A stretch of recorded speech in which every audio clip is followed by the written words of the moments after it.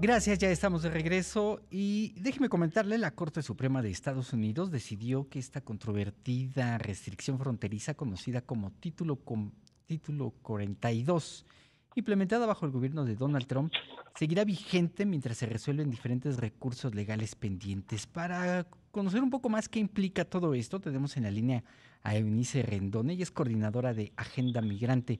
Eunice, ¿cómo estás? Muy buenas noches. Hola, ¿cómo estás? Buenas noches. Eunice, ¿qué impacto tiene en este momento esta restricción, este título 42 para toda la gente que está buscando llegar a Estados Unidos? Bueno, pues el impacto que tiene es que pues muchos de ellos están quedando varados del lado mexicano, pero sobre todo creo que el impacto más importante a destacar es que se les quita de alguna forma su derecho a pedir el refugio o el asilo en Estados Unidos, según sea el caso, Ujú. porque finalmente esta prerrogativa, el título 42, que hay que subrayar, es una medida de salud pública que de forma Oh, tenemos problemas muy serios ahí con la comunicación con Eunice. Eunice, te estamos perdiendo, ahí algo pasó y déjenos ver si vamos recuperando la llamada. ¿Ya nos escuchas, Eunice? Sí, yo sí los escucho, todo el tiempo los escuchaba. Este, entonces lo que mencionaba es de que, ¿me escuchan ustedes también? Sí, ahí ya te escuchamos bien. Es que finalmente el peligro de esta prerrogativa es que una medida de salud pública la están utilizando como una medida migratoria de deportación. Más de 2.5 millones de personas han sido retornadas bajo este título y el peligro, ya decía yo, es que la gente no puede, aunque tenga los requisitos, cumpla con las circunstancias para un posible asilo o refugio, no lo puede pedir porque los detienen y los retornan. Ujú. Otra de las cuestiones especiales a subrayar en este título es que no los retornan a sus países necesariamente, sino que la mayoría de ellos los retornan a México, aunque no sean mexicanos. Entonces muchos centroamericanos, miles, ¿no?, de centroamericanos han sido deportados a México bajo este título 42. Ahora también se amplió a venezolanos apenas en octubre y de entonces a la fecha entre 500 y 1000 venezolanos diariamente han dejado en 5 puntos fronterizos con México, que dicho sea de paso son ciudades muy peligrosas o en donde la incidencia delictiva también es muy alta, por ejemplo, Tijuana, Ciudad Juárez, Matamoros, etcétera. Ujú. Entonces ese es el principal impacto para los migrantes. Muchas personas también, hay que decirlo, engañadas por los traficantes, habían viajado ya a las fronteras creyendo que una vez que fuera el 21 de diciembre, que era el día que normalmente se había planteado para el término de este programa, pues iban a poder ingresar a Estados Unidos de forma fácil, que eso tampoco iba a pasar ni va a pasar aunque se termine el título 42. Estados Unidos va a seguir utilizando otros títulos, por ejemplo, el título 8 o la deportación expedita. Sin embargo, lo que sí hubiera cambiado es que pudieran tener al menos el derecho a pedir este asilo o este refugio o, por ejemplo, a ser deportados bajo el título 8 que tiene que seguir forzosamente el debido proceso. ¿Qué significa esto? Pasar por alguna de las 56 cortes de migración. Lo que Ujú. hace el título 42 es que pues no viola todo este proceso, solo te detienen y te regresan. Entonces es rápido y barato para Estados Unidos, por eso es que más de 2.5 millones de personas han sido retornadas bajo este título, y lo que es una barbaridad de esta, ahora sí que extensión del título por una decisión de 5 votos contra 4 de la Suprema Corte de Justicia en Estados Unidos, es que los 19 estados republicanos, la mayoría de ellos, que son los que reclamaron el término de esta política, ninguno de estos estados dio ningún argumento de salud pública, y esta es una medida de salud pública. Mm. Entonces, todos los argumentos migratorios de que hay un gran flujo, que va a ser una invasión migrante, y todas estas cuestiones y datos muchas veces también exagerados que dieron, pues finalmente no corresponden, porque lo que extendieron es una medida que se hizo en 2020 para evitar contagios en el momento más álgido de la pandemia, cuando no había una vacuna, cuando había medidas de distanciamiento social y y cuando había cierre fronterizo en muchos lugares. 2 años después eso ya no tiene ningún sentido y como dijo el presidente Biden, esto no va a poder ser extendido de forma indefinida porque violenta la ley estadounidense en términos de la migración, los compromisos de este país también hechos a nivel internacional y finalmente también los derechos de estas personas, digamos, en movilidad. Eunice, ¿regresa el gobierno de Estados Unidos o estas entidades fronterizas a los migrantes sin ningún tipo de ayuda económica para México, verdad? No, sin ningún tipo de apoyo de ningún tipo, creo yo, para México, que ese es otro de los puntos.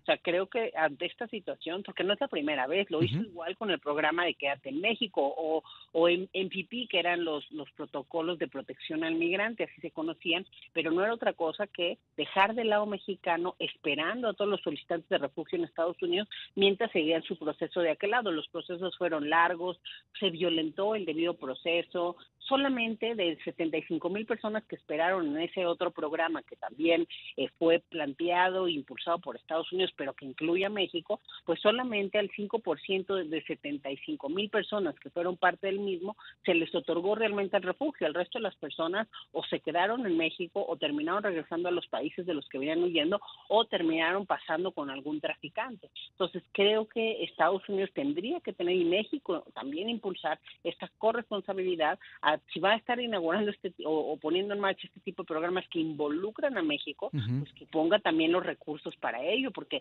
hoy tenemos una frontera desbordada, los albergues en Tijuana, en Ciudad Juárez, en diferentes puntos, bueno, ni se diga Matamoros, donde la gente está en la calle porque hay pocos albergues y los que había por amenazas de grupos del crimen organizado cerraron también sus puertas, las temperaturas están hoy bajo cero, en muchos de estos lugares ya ha habido hipotermia y algunas eventualidades de salud derivado de estas temperaturas tan bajas. No hay que olvidar que son unidades familiares, muchos de los que viajan hay niños pequeños, también estos contingentes. Entonces, bueno, de menos Estados Unidos debería estar colaborando con recursos. Eunice, ¿se aplica este título 42 para todas las nacionalidades en general o hay algunas con las que están siendo más laxos y sí están permitiendo el ingreso a Estados Unidos? No, no es para todas las nacionalidades. Aplican el título 42 para centroamericanos, mexicanos y recientemente venezolanos. Son los más afectados. Bueno, son los afectados, los afectados. Realmente. Y aquí el punto es, por ejemplo, personas de Nicaragua o Venezuela, que son países con los que no tiene realmente una relación política el gobierno de Estados Unidos, pues ni siquiera tiene cómo retornarlos allá, por eso los deposita en México, pero también de otros países como Guatemala o como Honduras o como El Salvador. Bueno, El Salvador también no tiene buenas relaciones políticas, pero bueno, entre que no tiene buenas relaciones y que también le sale más barato dejarlos en México, los terminan dejando aquí y lo único que traen, digamos, de prueba de que estuvieron en Estados Unidos es una pulsera de plástico con su nombre, ¿no? Y con eso los dejan en la frontera. Muchas veces también las personas ni siquiera saben que los están dejando del lado mexicano, es decir, estaban en McAllen, por ejemplo, en uno de los centros de detención por allá, les dicen que los van a cambiar a otro porque no caben, los suben a un avión, después a un autobús y los dejan en Ciudad Juárez. Entonces, también hacen, creo yo, eso a propósito, personas que cruzaron por Tamaulipas las regresan por Ciudad Juárez para que estén confundidas y todavía la pasen peor. Entonces llegan y cuando les dices que están en México, pues realmente se desconciertan, se tiran a llorar. O sea, sí es un tema bastante duro porque ni siquiera hay un proceso decente, ¿no? Con las personas. Repito, muchas veces ni saben que lo están retornando a México y se dan cuenta ya que están de este lado y bueno, todas las complicaciones que eso conlleva y sobre todo, pues repito, esta fue una medida que se instauró en un momento de salud pública y que de forma abusiva se está utilizando en un tema migratorio en Estados Unidos. O sea, no es posible que con el pretexto de la pandemia más de 2.5 millones de personas hayan sido expulsadas de Estados Unidos en estos 2 años. Eunice, hay muchos grupos de la sociedad civil, voluntarios que se dedican en la zona de la frontera a apoyar a toda esta gente. Ya, por no decir qué está haciendo el gobierno de México, que me imagino que se lo está viendo muy complicado, ¿cómo se le están viendo estos grupos para estas ayudas?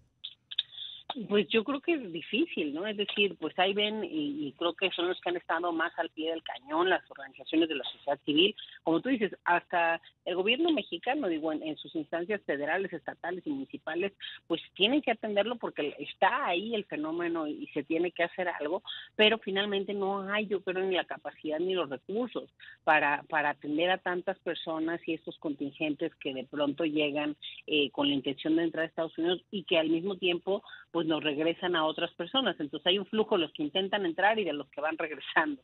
Entonces yo creo que sí está rebasada la autoridad mexicana, también los albergues, ¿no? La sociedad civil, los gobiernos locales, ni se diga. Entonces sí repito que creo que es un tema en donde tendría que haber más colaboración con Estados Unidos, por ejemplo. Creo un buen momento para que se activara temas como el acuerdo bicentenario, que tanto se presumió que iba a tener también algunas cuestiones y recursos para el tema migratorio desde la perspectiva social y humanitaria. Bueno, pues este es el momento que ese recurso baje y se aplique para esta franja fronteriza, tanto a nivel sociedad civil como gobiernos locales, que es quienes están pues encargándose de estas personas, porque de otra forma también terminan haciendo desorganizado. Entonces va muy lejos del pacto de la migración, ¿no? De una migración ordenada, por ejemplo, segura, y eso pues no es ni ordenado ni seguro, ¿no? Para las personas. De hecho, en estos últimos años han incrementado los delitos en contra de los migrantes, ¿no? El delito de la extorsión, del robo, de la violación, etcétera, son delitos que han aumentado. Así. ¿La dejé de escuchar? Bueno. Y qué pena. ¿Ahí me escuchan? Te dejamos de escuchar. Eunice, pues muchas gracias. Vamos a estar pendientes de este tema durante 2023. Creemos que va a seguir dando mucho de qué hablar. Eunice Rendón, coordinadora de Agenda Migrante. Todo lo mejor para 2023, Eunice. Muchas gracias.